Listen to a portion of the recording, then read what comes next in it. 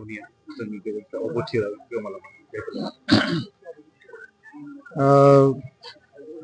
राजेन बर' गपिपुर गामिनि पानेरि आरो बिथाङा पानेरि दखरा दुलाराय बर' फरायसा आफादनि 2005निफ्राय 7 मायथाइसिम दखरा आफादनि आफादगिरिमोन आरो बड'लेण्ड सोमावसारनायनि समाव सासे गोख्रों मावथि सासे खोब डेडिकेटेड हारि अनफावरि हारिनि थाखाय गावखौ बावसोमग्रा आरो बर' समाज आरो बर' हारिनि थाखाय जेब्लायबो ओनसोलनि आरो जिल्लानि जेंनाजों मोगा मोगि जानानै जेंना सुस्रांनायनि थाखाय हाबा मावग्रा बिथाङा दिनै जोंनि गेजेराव गैलिया।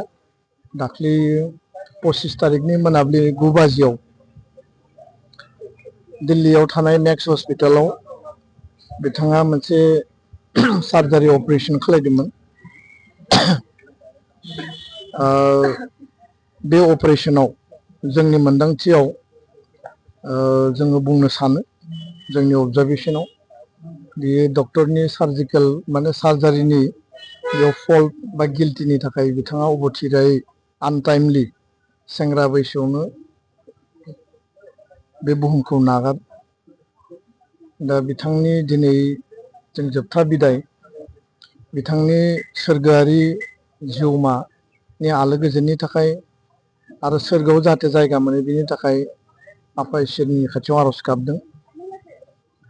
सासे गोख्रों समाज सिबियारि माहारि अनफावरि राजेन बर' बिथांनि जि कन्ट्रिबिउसन समाजनि फारसे हारिनि फारसे आरो बे पानेरि भुटियासां डिमाकुसि आरो एन्टायर उदालगुरिनि इन्ड' भुटान बर्डार एरियायाव मेन इलिफेन्ट कनफ्लिक्ट मानसि आरो मैदेरनि जि कनफ्लिक्ट बेयाव गोबां मानसिफ्रा जिउ गोमानो गोनां जायो, गोबां मैदेराबो जिउ गोमानो गोनां जायो।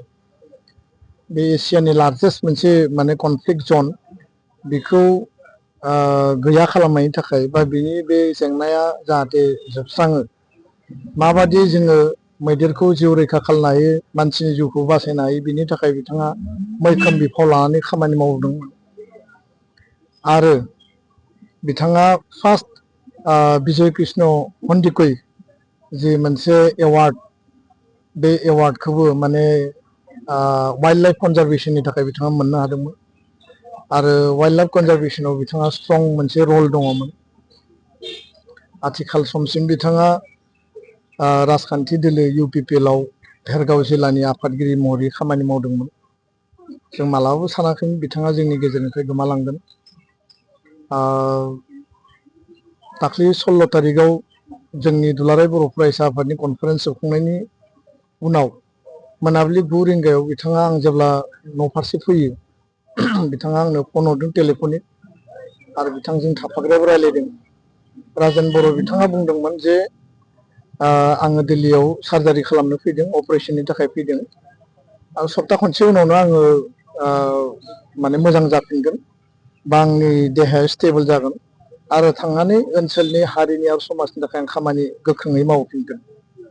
खिन्थु खाफालनि बाथ्रा दा जोंनि गोसोआव जिखिनि दुखु आरो अबथिरायै बिथाङा समाज आरो हारिनिफ्राय जोंखौ हाबा मावनानै हरखाबै नागारलांबाय। बिथांखौ जों दिनै गोथाङै मोनफिनलिया, खिन्थु बिथांनि जिखिनि कन्ट्रिबिउसन बिथांनि जे हाबा मावनाय बे जोंनि मेलेमाव गोसोआव ओनसोल जिल्ला आरो हारि नाङैनो गोथां महराव थागोन। बिथांनि हाबा मावलांनायनि बेसेननि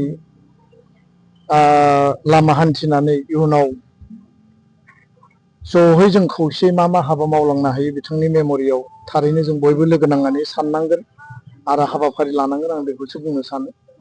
राजेन बर'आ सासे पानेरि ओनसोलनि कसुबिल ओनसोलनि आरो उदालगुरि जिल्ला भेरगावनि सासे स्ट्रं पिलारमोन आरो बे पिलारा जोंनि गेजेराव दा अबथिरायै गैलिया।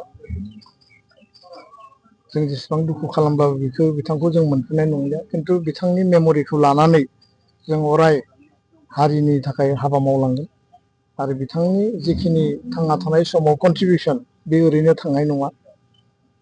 आङो बेखिनिखौनो बाथ्रा बुंबाय, गोलाव बुंनो सानाखै।